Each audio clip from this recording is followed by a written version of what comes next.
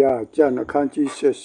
78တဖန်ထာဝရဘုရားသည်အာရုံအားမိန့်တော်မူသည်ကဒီနှစ်ဒီသားတို့မြေအဆွေမျိုးတို့သည်တန်ဆင်းရာဌာနတော်သည်ဆိုင်တော်အပြစ်ဒီတို့ဤပိုးအရာနှင့်ဆိုင်တော်အပြစ်ကိုခံရကြမည်ဒီနေ့ဘောပအဆွေမျိုးလေဝိအမျိုးသားညီကိုချင်းတို့သည်ဒီနေ့အတူကိုညီ၍အမှုတော်ကိုဆောင်ရွက်စေခြင်းကခေါ်ထားလောတို့ရတွေဒီနေ့တကွာဒီသားတို့သည်တက်တေခံချက်တဲတော်စိတ်မှာအမှုတော်ကိုဆောင်ရွက်ရကြမည်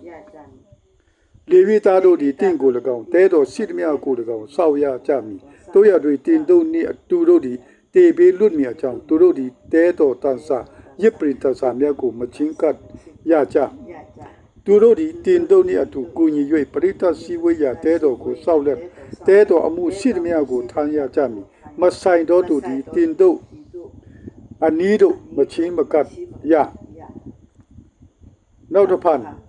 အမက်တော်ထွက်၍ဣသရေလအမျိုးသားတို့အပေါ်တို့မရောက်မီအကြောင်းဒီတို့သည်တန်ဆင်းရာဌာနတော်နှင့်ညစ်ပရင်ကိုဆောက်ရကြမည်ထိုတို့တင်တို့၏ညီကိုလေဝိသားတို့ကိုဣသရေလအမျိုးသားတို့ထဲကရွေးယူ၍ပရိသတ်စည်းဝေးရာတဲတော်အမှုကိုထမ်းစေခြင်းကထာဝရဘုရားအားပြုတော်ပူဇော်တကားကဲ့သို့တင်တို့အားငါပေး၏ထို့ကြောင့်တင်တို့တင်နှစ်တင်သားတို့သည်ရစ်ပရိနစ်ဆိုင်တော်အမှုကရကအတွင်း၌ဆောင်ရွက်ရဆရာအမှုရှိသမျှတို့ကိုရစ်ပိုဟိတ်ပြု၍ဆောင်ရွက်ရကြမည်တင်တို့အားကျေးဇူးပြု၍ရစ်ပိုဟိတ်အရာကိုငါပေးပြီးမဆိုင်တော်သူသည်အနည်းအပါးတို့ချင်းကပ်သည်အတေတတ်ချင်းကိုခံရမည်ဟုမိန့်တော်မူ၏တဖန်ထာဝရဘုရားသည်အာရုံအားမိန့်တော်မူသည်ကဣသရေလအမျိုးသားတို့သည်တန့်စင်းစေ၍ဆက်ကပ်သမျှသောပူဇော်တကာတို့အထဲကငါအားချီးမြှောက်သောပူဇော်တကာတို့ကိုတင်၌အပ်၍တင်နှင့်တင်ဤသားတို့အဖို့ဖြစ်စေခြင်းကထာဝရပညတ်တရားအဖြစ်ငါပေး၏မိတို့မရောက်တန်စင်သောအရာထဲကတင်တို့ဆိုင်သောအရာဟုမူကားဣသရေလအမျိုးသားလူသောဥစ္စာဘောစင်ပူဇော်တကအပြစ်ပေရာယစ်ဒုစရိုက်ပေရာယစ်ပူဇော်လေသမျှတို့သည်ဒီနှစ်တင်ဤသားတို့အဖို့တန်စင်ရကြမည်တန်စင်ရာဌာန၌စားရမည်ယောက်ျားအပေါင်းတို့သည်စားရသောအခွင့်ရှိ၏တင်တို့အဖို့တန်စင်ပေ၏ထိုမှတပါဣတရေလအမျိုးသားတို့ပူဇော်သောချီးမြှောက်ရာပူဇော်တကချီလွှားရာပူဇော်တကတို့ကိုတင်နှစ်တင်ဤသားသမီးတို့အားထာဝရပညတ်တရားအဖြစ်ငါပေးပြီးတင့်အိမ်၌တန်ဆင်းတော်သူအပေါင်းတို့သည်စားရသောအခွင့်ရှိ၏ဣသရေလမျိုးသားရွေး၍ထာဝရဘုရားပူဇော်သမျှအကောင်းဆုံးသောစီအကောင်းဆုံးသောဖြစ်စပြည့်၏အကောင်းဆုံးသောကျုံစပါးကိုတင်တို့အားငါပေးပြီးထာဝရဘုရားထံတော်သို့ဆောင်ခဲ့သမျှအဦးမဲ့သောအတစ်တီးကိုလည်းတင်ဆိုင်ရမည်တင်အိမ်၌တန့်စင်သောသူအပေါင်းတို့သည်စားရသောအခွင့်ရှိ၏ဣတရအမျိုး၌ကျိန်ဆို၍ပူဇော်သမျှတို့ကိုလည်းတင်ဆိုင်ရမည်အူဖွာတို့တာလူဖြစ်စေတရိစ္ဆာန်ဖြစ်စေထာဝရဘုရားထံတော်သို့ဆောင်ခဲ့သမျှတို့ကိုတင်ဆိုင်ရမည်တို့ရတွေလူဤတာဦးနှင့်မစင်ကြဲသောတရိစ္ဆာန်ဤတာဦးတို့ကိုအမှန်ရွေးရမည်ရွေးရသောသားတို့ကိုအတက်တလလွန်မှတင်တို့အဖို့ပက်တရတိုင်းကေရာ20နှစ်မြသောအကျက်တော်အလိုက်ငွေ9ကျပ်ရွေးရမည်နွားတာဦးတိုးတာဦးစိတ်တာဦးတီတန်စင်တော်ကြောင့်မရွေးရသူ၏အသွေးကိုရစ်ပရင်ပေါ်မှာဖြန်းရမည်စီဥကိုလည်းထာဝရဘုရားအဖို့မွေးကြိုင်သောအနတ်ရှိစေ၍မြည်ဖြစ်ပူဇော်တကားပြုရမည်အသားမူကချီရွာရာပူဇော်တကား၏ရင်ပတ်နှင့်လက်ရာပကုံးကဲ့သို့တင့်အဖို့ဖြစ်ရမည်ဣတိရမျိုးသားတို့သည်တန်ဆင်းစေ၍ထာဝရဘုရားအားဆောင်ခဲ့သောပူဇော်တကားရှိသမျှတို့ကိုဒီနှစ်တင်၏သားသမီးတို့အားထာဝရပညတ်တရားအဖြစ်ငါပေးပြီးတင်အဆရှိသောတင်၏အမျိုးအနွယ်နှင့်ဆို၍ထာဝရဘုရားစိတ်တော်၌စားနှင့်ရှင်သောထာဝရပဋိညာဉ်ဖြစ်တည်းဟုမိန့်တော်မူ၏ တဖန်ထာဝရဘုရားသည်အာလွန်အမိန့်တော်မူသည်ကဣသရေလအမျိုးသားတို့နေရာပြည်၌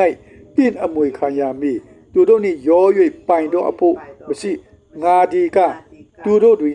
တင်ပိုင်တော်အဖို့တင့်အမွေဥစ္စာဖြစ်၏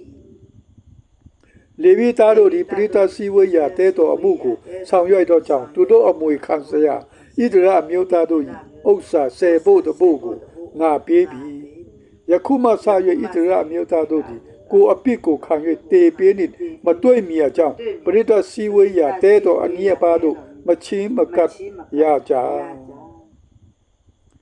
လေဝိသားတို့သည်ပရိသတ်စည်းဝေးရာတဲတော်အမှုကိုဆောင်ရွက်၍ကိုအပြစ်ကိုကိုခံရကြမည်သူတို့သည်ဣသရေလမျိုးသားတို့နှင့်ရော၍အမွေမခံရကြဟုတင်တို့အမျိုးအရှင်အဆက်ဆောက်ရသောပညတ်ဖြစ်သည်ဣသရေလမျိုးသားတို့သည်သာဝပြအပူစောတကပြုသောကိုဥစ္စာဆယ်ဖို့တို့ကိုလေဝိအသားအမွေခံစရာဖို့ငါပေးပြီးထို့ကြောင့်သူတို့သည်ဣသရေလအမျိုးသားတို့နှင့်ရော၍အမွေမခံရဟုငါအမိန့်တော်ရှိတဖန်မောရှေအားထာဝရဘုရားကတင်ဒီလေဝိသားတို့ဟာဆင့်ဆိုရမည်မှာတင်တို့အမွေခံစရာငါပေးသောဣသရေလအမျိုးသားတို့၏ဥစ္စာဆယ်ဖို့တို့ကိုတင်တို့သည်ခံယူသောအခါထိုအဖို့ကိုဆယ်ဖို့ပြန်၍တဖို့ကိုထာဝရဘုရားအားပူဇော်တကပြုရကြမည်ထိုပူဇော်တကကိုကောက်နေတလင်းထဲကယူသောဆန်စပါးကဲ့သို့၎င်းစပစ်တီးနေရာကျင်းထက်ကယူသောစပစ်ရည်ကဲ့သို့၎င်းတင်တို့အဖို့မှတ်ရလိမ့်မည်ထိုတို့တင်တို့ဒီဣသရေလမြို့သားတို့မှခံရသောဆယ်ဖို့တဖို့ထဲကထာဝရဘုရားအားပူဇော်တကပြုရကြမည်ထိုပူဇော်တကကိုလည်းယစ်ပုဟိတ်အာလွန်အားလူရကြမည်တင်တို့ခံရသမျှသောအလူတုတ်အထဲကအကောင်းဆုံးသောအဖို့တန်ဆင်းသောအဖို့ကိုနှုတ်ယူ၍ထာဝရဘုရားပူဇော်တကပြုရကြမည်တို့ဖြစ်၍သူတို့အားဆင့်ဆိုရမည်မှာလေဝိသားတို့သည်အကောင်းဆုံးသောအဖို့ကိုနှုတ်ယူပူဇော်ပြီးမှကျွင်းသောအဖို့ကိုကောက်နေတည်းဤယေရှုစပစ်တီးနေရာချင်းဤယေရှုကဲ့သို့မိမိတို့အဖို့မှတ်ရကြလိမ့်မည်ထိုကျွင်းသောအဖို့ကိုတိုင်မှဆ၍အိမ်သူအိမ်သားတို့သည်စားခြင်းသောအရရ၌စားရသောအခွင့်ရှိ၏ပရိသတ်စည်းဝေးရာတဲတော်၌အမှုဆောက်သောအတွက်ငါချတော်စုဖြစ်၏အကောင်းဆုံးသောအဖို့ကိုနှုတ်ယူပူဇော်ပြီးမှကျွင်းသောအဖို့အားဖြင့်အပြစ်ရောက်เสียအကြောင်းမရှိတေပေးနှင့်မတွေ့မီအကြောင်းဣသရေလအမျိုးသားတို့၏တန်ဆင်းသောအရာတို့ကိုမညစ်ညူးစေရဟုမိန့်တော်မူ၏